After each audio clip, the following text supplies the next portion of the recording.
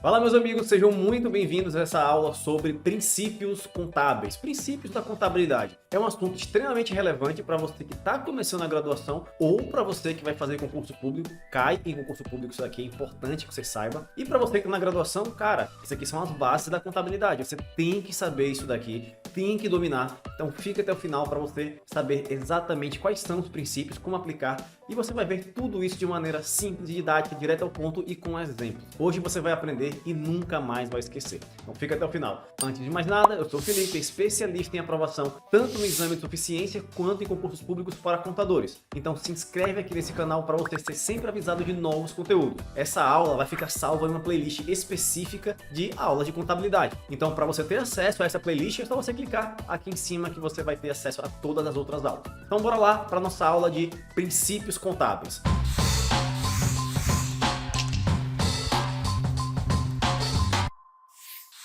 Então, sem mais enrolação, bora aqui para a tela do iPad para você aprender tudo sobre princípios da contabilidade. Vamos lá. Bom, meus amigos, agora eu estou aqui embaixo, pequenininho, certo? E vamos começar a nossa aula de princípios da contabilidade.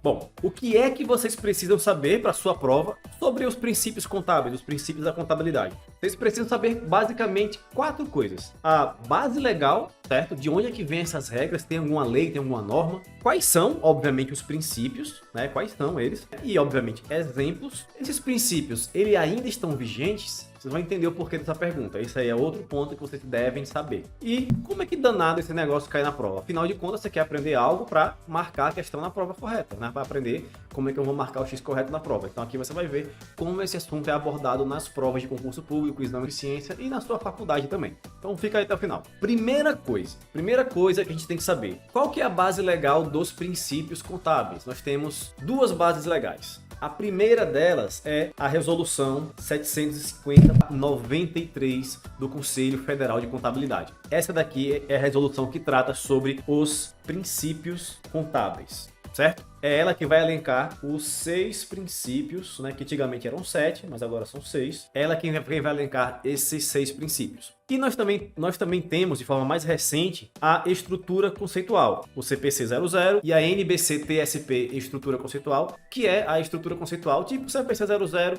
da contabilidade pública. Beleza? Então nós temos essas duas normas. Só que ocorre um pequeno porém. Essa norma, resolução 750, certo? Eu vou até trocar aqui a câmera. Essa norma, a resolução 750, ela foi revogada. Ela não vale mais. Então você pode estar se perguntando, Felipe, então quer dizer que os princípios contábeis eles acabaram, já que essa norma foi revogada, que era a lei que regia esses princípios contábeis, então eles não devem mais existir, certo? Errado. Os princípios contábeis eles continuam a existir, apesar da norma, a resolução 750, não existir mais. Por quê? Vamos lá. Em 2016, foi editada e foi publicada a NBC-TSP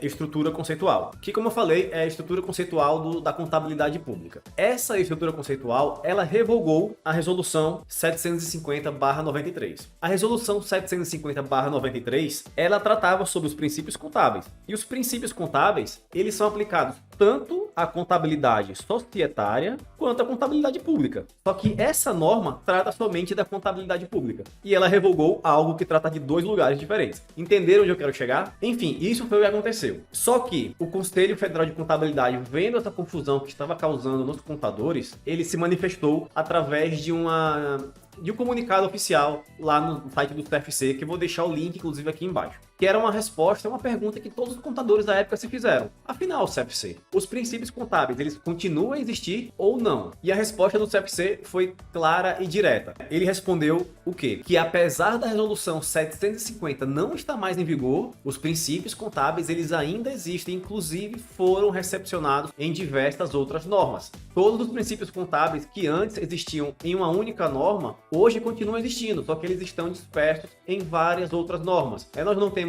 CPC 00, 01, 16, 27, estrutura conceitual, enfim, em todas essas normas, né, cada uma delas vai trazer, de algum modo, todos aqueles princípios contábeis que nós já conversamos, que nós vamos conversar daqui a pouco. Então, não é porque a resolução 750 ela não existe mais que que os princípios contábeis foram revogados. Não, eles apenas saíram de lugar, saíram de uma norma única específica e foram para várias outras normas abrangentes lá dentro da parte de contabilidade societária e contabilidade pública. As NBC-TG e a NBC-TSP. É basicamente isso. Então, os princípios contábeis continuam sim a existir. Esse é o primeiro ponto. Então, voltando aqui para nossa tela, então os princípios contábeis continuam a existir. Dentro do comunicado do CFC, existem também alguns depoimentos, algumas falas de professores relevantes dentro da área contábil. E eu separei essa fala aqui que dizia o seguinte: a recente revogação da Resolução 750 não implica na extinção dos princípios contábeis no Brasil. Ela não significa que os princípios contábeis foram extintos.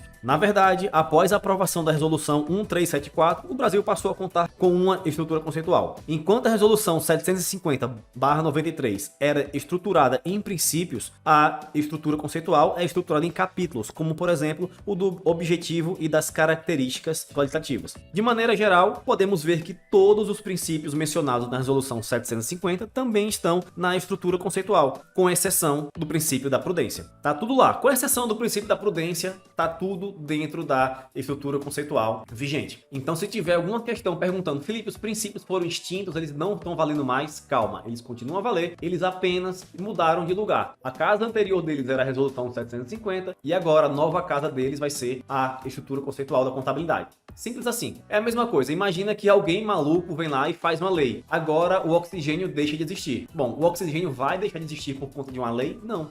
A mesma coisa dos princípios, né? Não é porque não tem aquela norma ali que eles vão deixar de existir. Sempre vai existir o princípio da entidade, o princípio da prudência, registro pelo valor original, continuidade, competência, enfim. E agora nós vamos falar justamente sobre eles, né? Sobre quais são esses princípios contábeis e bora dar uns exemplozinhos aqui para você fixar melhor. Então preste atenção, continua aqui na aula, que é agora que vai começar o jogo de verdade. Vamos lá. O nosso primeiro princípio é o princípio da entidade. Você já deve ter visto isso na faculdade, muito provavelmente. Então bora lá ver, né, qual é o conceito do princípio da entidade. O princípio da entidade reconhece o patrimônio como objeto da contabilidade. Show de bola aqui, primeira coisa importante. E afirma a autonomia patrimonial, a necessidade da diferenciação de um patrimônio particular no universo dos patrimônios existentes, independente de pertencer a uma pessoa, um conjunto de pessoas, uma sociedade ou uma instituição de qualquer natureza ou finalidade com ou sem fins lucrativos. Por consequência, nessa acepção, o patrimônio não se confunde com aquele dos seus sócios ou proprietários, no caso, sociedade ou instituição. O patrimônio pertence à entidade, mas a recíproca não é verdadeira. A soma ou agregação contábil dos patrimônios autônomos não resulta em uma nova entidade, mas numa entidade de natureza econômico-contábil. Traduzindo isso aqui, vamos lá. Imagina que esse daqui é o João. O João juntou com a Maria para fazer uma empresa, né? João fez um aporte de 10 e Maria fez um aporte de 10 também. E agora,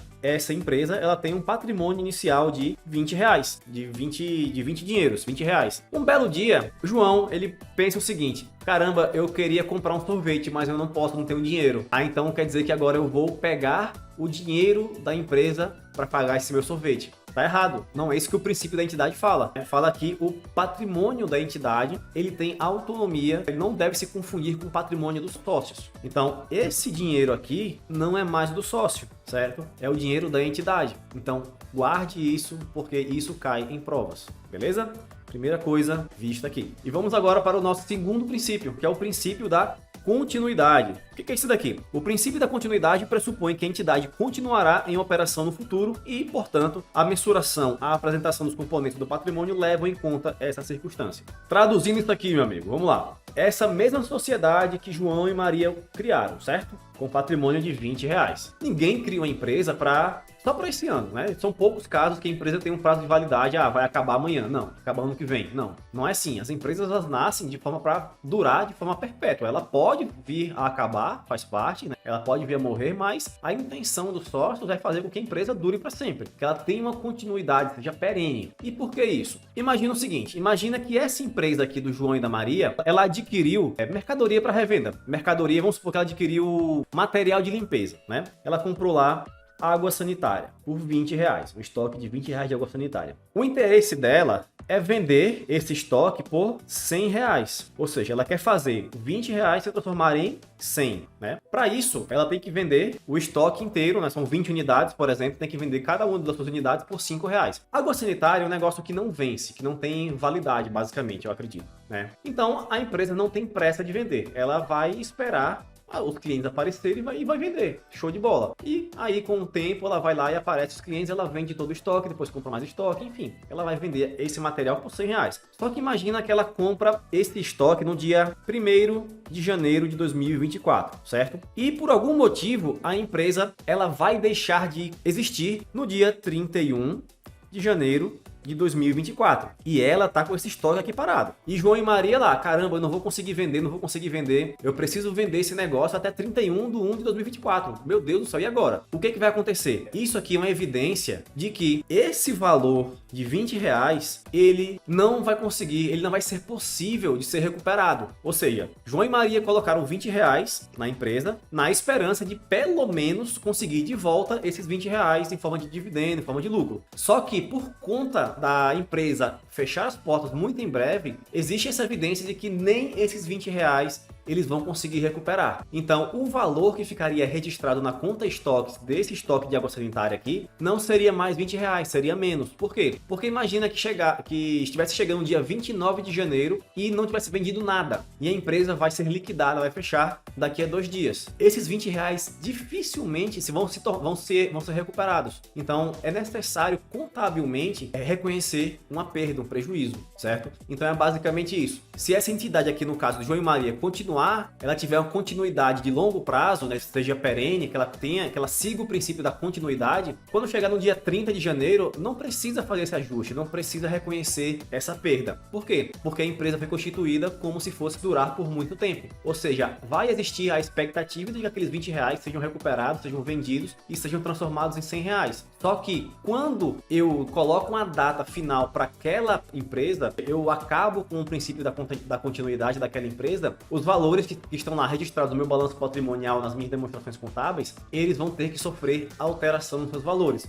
para que eles possam refletir a real capacidade de recuperação, certo? Então, isso que é a aplicação do princípio da continuidade, que a entidade vai continuar em operação no futuro. E, portanto, a mensuração e a apresentação dos componentes do patrimônio levam em conta essa circunstância. Isso é a aplicação do princípio da continuidade. Se a entidade continuar em operação no futuro, a mensuração, a apresentação vai ser de uma forma. Se não, ela vai ser de uma outra forma, certo? Continuando aqui, o terceiro princípio é o princípio da oportunidade, né? O princípio da oportunidade refere-se ao processo de mensuração e apresentação das componentes patrimoniais para produzir informações íntegras e tempestivas. Temos aqui duas palavras-chave nesse princípio, né? Informações íntegras e tempestivas, ou seja, tempestividade no tempo oportuno, no tempo correto. E íntegras, né? Aqui fala que é integridade. A falta de integridade e tempestividade na produção e na divulgação da informação contábil pode ocasionar a perda de sua relevância. Por isso é necessário ponderar a relação entre a oportunidade e a confiabilidade da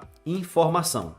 Qual que é a aplicação prática da integridade dentro desse princípio aqui da oportunidade? Imagina o seguinte, você tem uma empresa, a empresa da João vendeu aquele estoque de material de limpeza por R$100. A integridade se refere ao seguinte, o registro contábil dessa venda deve ser completo, deve ser detalhado, deve ter todas as informações necessárias para que um usuário daquela informação contábil possa tomar uma decisão com aquela informação. Imagina, eu vendi R$100, mas eu não digo para quem eu vendi, eu não coloco lá no meu registro contábil se foi à vista, se foi a prazo, eu não coloco se foi a prazo, se teve juros ou não, eu não faço nada disso. Ou seja, o meu registro não é íntegro, entendeu? Integridade é isso, você colocar os detalhes daquela transação naquele registro contábil. E tempestividade é o seguinte, eu vendi esse item no dia 20 de janeiro, cara, registra no dia 20 de janeiro. Porque se eu deixar para registrar no dia 20 de fevereiro, a informação já deixou de ser tempestiva, ou seja, ela já perde a sua relevância. E o que é relevância?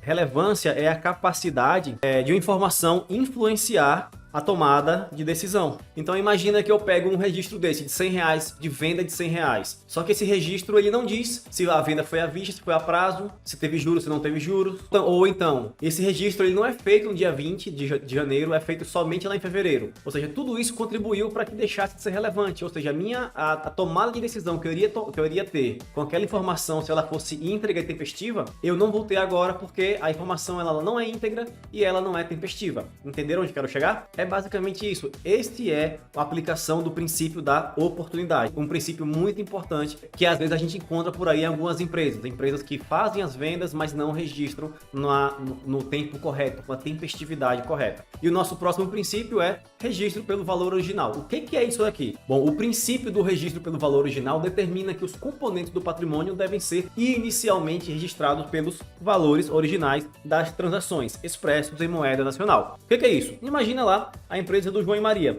A empresa do João e Maria comprou esse carrinho aqui por R$100.000 para fazer as entregas da sua loja, certo? Essa aquisição ela vai ser registrada, obviamente, pelo valor original da transação, né? Que no caso, vamos supor que tenha sido R$100.000. E esse princípio, ele permite que, no futuro, esse valor aqui, caso esse carro não esteja mais valendo, não tenha mais a capacidade de recuperação desse valor de R$100.000, o princípio pelo valor original, ele permite que você faça ajustes desse valor, que você traga esse valor à realidade daquele bem. E dentro do registro pelo valor original, existem algumas bases de mensuração que fica tranquilo. A gente vai ver de forma mais detalhada no futuro para você fazer esse registro e poder atualizar ele no futuro também, certo? Mas, inicialmente, pode focar apenas aqui no conceito, que o princípio do registro pelo valor original determina que os componentes do patrimônio devem ser inicialmente registrados pelos valores originais das transações expressos em moeda nacional, certo? Próximo princípio, o princípio da competência. Esse daqui você tão careca de saber já, meu amigo. O princípio da competência determina que os efeitos das transações e outros eventos sejam reconhecidos nos períodos a que se refere, independentemente do recebimento ou do pagamento. Parágrafo único, o princípio da competência pressupõe a simultaneidade de confrontação de receitas e de despesas correlatas. O que é isso daqui? Traduzindo isso, você deve fazer o registro contábil de acordo com o fato gerador, certo? Vamos lá. Vendi mercadoria para um cliente, certo? Vendi mercadoria para um cliente. Só que a mercadoria ela só vai ser paga pelo cliente daqui a 30 dias. Se você fosse fazer pelo regime de caixa, você não ia registrar isso agora. Aí você imagina, você tem um caderninho lá com 30 mil clientes, anotado para depois você cobrar dele e se ele pagar você registra. Não faz sentido. Então você tem que registrar as coisas no momento que ela ocorre, que é o momento do fato gerador, independentemente se houve pagamento ou não. Mais uma vez, olha esse exemplo do caderninho de fiado, né? Não sei onde você mora, mas muito provavelmente você já ouviu falar nesses comércios locais que vendem fiado, entrega mercadoria agora e no futuro o cliente vai lá e paga. Ele tem um caderninho, aquele caderninho ali é o contas a receber dele, né? Ele não registra nada na contabilidade naquele momento, bota só naquele caderninho ali, ele sabe o nome de todo mundo, mas olha que negócio horrível dele toda vez ir lá pegar o caderno e lembrar, fulano tá me devendo, vou lá cobrar. Não, você tem que fazer o registro no momento em que ele acontece, independente se houve pagamento ou não. E esse é o princípio que mais confunde as pessoas e que mais tem questão em prova e que você precisa mais ficar atento, porque isso aqui é a base de toda a contabilidade da sua vida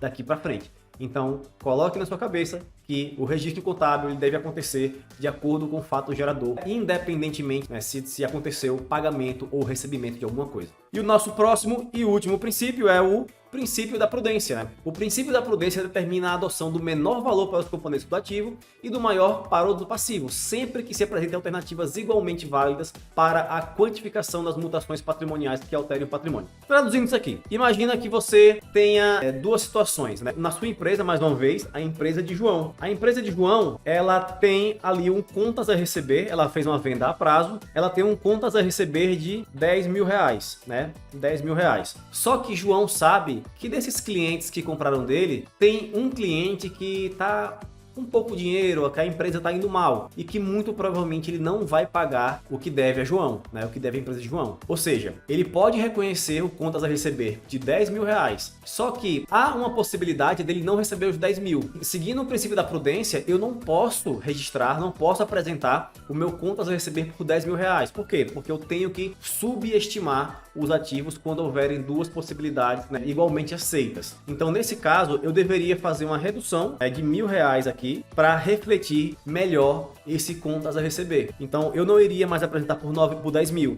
eu iria agora apresentar por 9 mil reais. E a mesma coisa o inverso. Imagina que João está tomando um processo de um ex-funcionário. O funcionário está lá processando ele, causas trabalhistas, o que seja. E o advogado, ele fala, olha, nós vamos perder essa causa, mas a gente pode pagar, o juiz pode condenar a gente a pagar 10 mil reais ou pode condenar a gente a pagar 12 mil reais. Então é prudente, né, de acordo com o princípio da prudência, é prudente que João contabilize lá no passivo dele já os 12 mil reais. Mas por que não os 10 mil, Felipe? É justamente por isso, porque o princípio da prudência fala para você subestimar os ativos e superestimar os passivos. Tudo isso visando o quê? Uma visão mais conservadora, certo? De evitar de causar falsas expectativas nos usuários da informação contábil. Imagina um usuário da informação contábil com essa informação aqui. Um contas a receber de 10 mil e um contas a pagar de 10 mil também. Ele vai tomar uma decisão. Só que imagina que no futuro ele não recebe esses 10 mil. Ele vai receber somente os 9 mil mesmo, né? E imagina que no futuro ele não vai pagar os 10 mil. Ele vai pagar os 12 mil. Olha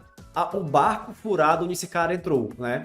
Antes ele estava no 0 a 0. Estava aqui no 0 a 0, nem lucro nem prejuízo. Agora aqui ele está num prejuízo de 3 mil reais. Por quê? Porque ele tomou uma decisão com base em informação que não foi feita com base no princípio da prudência. Então foi uma decisão tomada sem base conservadora. Quando você faz esses registros que não seguem o princípio da prudência, leva a empresas a tomarem a decisão errada, beleza? Então esses foram os 6 princípios contábeis que você deve saber para sua prova. E agora, o que é que a gente vai fazer? A gente vai responder algumas questões de prova aqui para a gente sair craque desse negócio, dessa aula aqui. E onde é que nós vamos? Vamos aqui para o CFC Questões, meu amigo. O link está aqui embaixo para você acessar, certo? Lá tem milhares de questões de contabilidade, sistema totalmente focado em resolução de questões de contabilidade. Então vamos aqui, deixa eu abrir o CFC Questões e eu agora estou aqui do lado. Então bora lá responder algumas questões sobre os princípios da contabilidade, princípios contábeis que a gente acabou de assistir aqui a nossa aula. Vamos lá. Você vem aqui em contabilidade geral e procura por princípios aqui, princípios da contabilidade. Clica em filtrar. Vamos lá. Considerando as convenções contábeis, esse aqui é um outro nome que as bancas utilizam para os princípios contábeis, julgue os itens subsequentes. A convenção do conservadorismo modifica o princípio geral do custo como base de valor, ao estabelecer que o contador, sempre que se defrontar com alternativas igualmente válidas de atribuir valores diferentes ao elemento do passivo, deverá optar pelo valor mais alto. Então, obviamente, isso aqui a gente acabou de ver no último princípio e isso aqui a resposta é correta. Vamos para a próxima questão. Assinale a alternativa que apresenta a associação correta entre um dos princípios contábeis e sua respectiva definição. Basicamente, a questão vai dar em cada item o nome do princípio e a definição dele, certo? Então, tem que ver isso aí. Vamos lá. Princípio da oportunidade. Presume-se que a entidade não tenha a intenção nem a necessidade de se entrar em liquidação ou deixar de negociar. Errado. Esse daqui, que princípio é esse? O da continuidade. Princípio da simultaneidade entre receitas e despesas. Ativos e receitas não estão superavaliados e passivos e despesas não estão subavaliados. Isso daqui é um samba. Não tem nada com nada aqui. Nem tem princípio da simultaneidade entre receitas e despesas, enfim. Nada a ver com nada. No princípio da continuidade, o patrimônio da entidade é separado dos patrimônios pessoais. Não é. Isso aqui é o princípio da entidade. No princípio da competência, refletem-se os efeitos das transações e de outros eventos e circunstâncias sobre reivindicações e recursos econômicos da entidade que reporta nos períodos em que esses efeitos ocorrem. Será? Vamos ver. No princípio da prudência, o registro dos fatos contábeis deve ocorrer de maneira tempestiva e íntegra, sem omissões ou excessos. Errado. Esse daqui é o da oportunidade. Integridade e tempestividade é princípio da oportunidade. Então, nosso gabarito, letra D. Se os registros contábeis não forem mantidos separadamente, pode haver mistura de recursos e transações da empresa com recursos e transações pessoais dos proprietários, o que tornaria difícil avaliar a situação financeira real da empresa. A situação hipotética descrita revela inconsistência com relação a qual princípio contábil. Isso aqui está de graça. Vamos lá. Segregação, entidade, oportunidade, atualização monetária e prudência. Entidade, né, meu povo? Tranquilo, isso aqui não tem nem o que explicar. Então, galera, é basicamente isso. Vamos lá. Assunto tranquilo. Cai em prova de concurso público, vai cair na sua prova aí no seu começo da graduação, certo? Fica tranquilo porque o que é que vai ser abordado desse assunto? perguntar quais são os princípios, o conceito de cada um deles e no máximo ali algum exemplo, mas no geral são somente esses 2 itens. Perguntar o que é o conceito de cada princípio. Só isso. Se você souber o conceito de cada princípio, cara, você vai passar, você vai acertar tudo. É bem tranquilo esse assunto. E para você receber o PowerPoint dessa aula, o link está aqui embaixo no primeiro comentário fixado, é só você ir lá clicar que você vai baixar todo esse material que a gente disponibiliza de forma gratuita para você. Então, pessoal, o que eu digo agora para vocês? Clica nesse vídeo aqui para você continuar assistindo aulas de contabilidade para você ser sempre aprovado. Esse é um assunto aqui de extrema relevância para a sua graduação e para o seu concurso público, certo? Então, continua nesse canal, assiste esses vídeos aqui que vão te ajudar muito. E como eu sempre digo, até a aprovação!